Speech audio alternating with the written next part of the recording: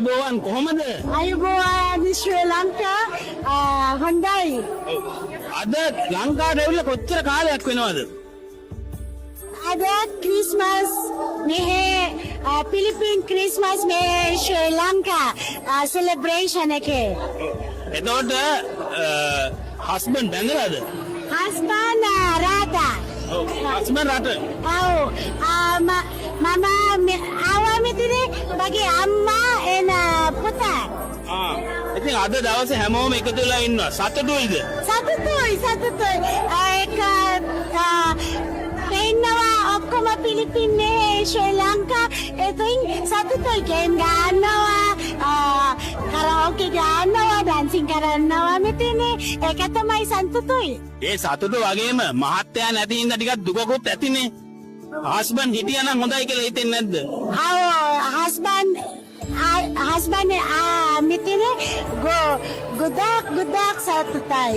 නැත්තම් නෑනේ ඒක තමයි සෙලබ්‍රේට් කරනවා පිලිපින වගේ same nationality ඒක තමයි සතුටුයි.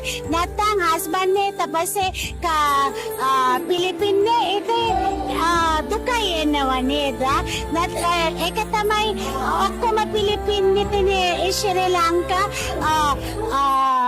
කතා කරනවා organize කරනවා මේක event ඔක්කොම පිලිපින් මෙතන ශ්‍රී ලංකා තමයි husband ගොඩක් husband රාතා ගොඩක් පිලිපින් husband රාතා ගොඩක් husband මෙතන තියනවා මේක කරනවා organize කරනවා සතුටයි ඉන්නවා.